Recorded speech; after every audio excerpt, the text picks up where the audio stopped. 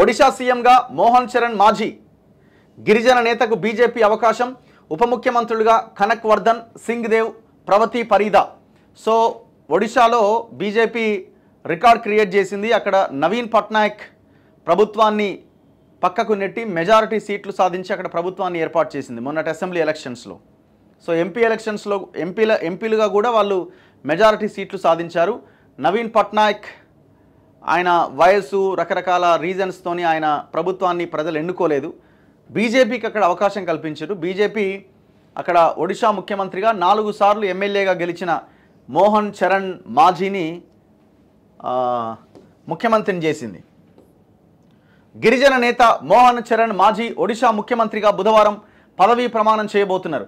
మంగళవారం సాయంత్రం భువనేశ్వర్లోని బీజేపీ కార్యాలయంలో ఆ పార్టీ సభాపక్ష నేతల సమావేశం జరిగింది. పర్యవేక్షకులుగా రక్షణ మంత్రి రాజ్నాథ్ సింగ్, అటవీ పర్యావరణ మంత్రి భూపేంద్ర యాదవ్ పాల్గొన్నారు. వీరితో పాటు కేంద్ర మంత్రులు ధర్మేంద్ర ప్రధాన్, అశ్విని వైష్ణవ్, జుయల్ ఓరం, ఇతర ఎంపీలు పాల్గొన్నారు. గంటన్నర పాటు చర్చించారు. తర్వాత విలేకరులతో రాజ్నాథ్ సింగ్ మాట్లాడుతూ సీఎంగా మోహన్ చరణ్ మాజీని శాసనసభ్యులంతా ఏకగ్రీవంగా ఎంపిక చేసినట్లు ప్రకటించారు. ఆయనతో పాటు 6 సార్లు ఎమ్మెల్యేగా ఎన్నికైన కనక్ వర్ధన్ సింగ్ దేవ్, తొలిసారి ఎమ్మెల్యే అయిన ప్రవతి పరీదాలను ఉప ముఖ్యమంత్రులుగా ఎంపిక చేశారు.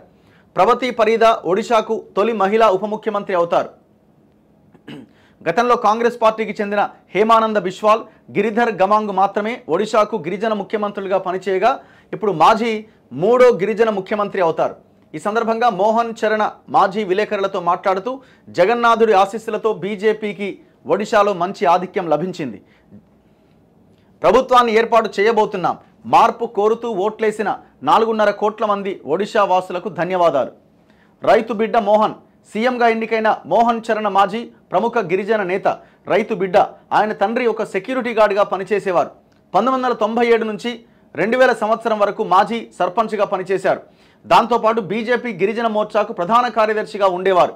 న్యాయశాస్త్ర పట్టభద్రుడైన మాజీ కేంఝర్ అసెంబ్లీ స్థానం నుంచి 4 సార్లు 2000, 2009, 2019 మళ్ళీ 2024లో ఎమ్మెల్యేగా ఎన్నికయ్యారు. 2019 నుంచి 2024 వరకు శాసనసభలో బీజేపీ సభాపక్ష కార్యదర్శిగా, చీఫ్ విప్గా విధులు కూడా నిర్వహించారట. సో ఇది ఆ రాష్ట్ర ముఖ్యమంత్రిగా ప్రమాణ స్వీకారం చేయబోతున్న మోహన్ చరణ్ మాజీ యొక్క ఆయన కెరియరు, ఆయనకు సంబంధించిన విషయాలు ఇవన్నీ కూడా. చలో నెక్స్ట్ మిగతా వార్తల్లో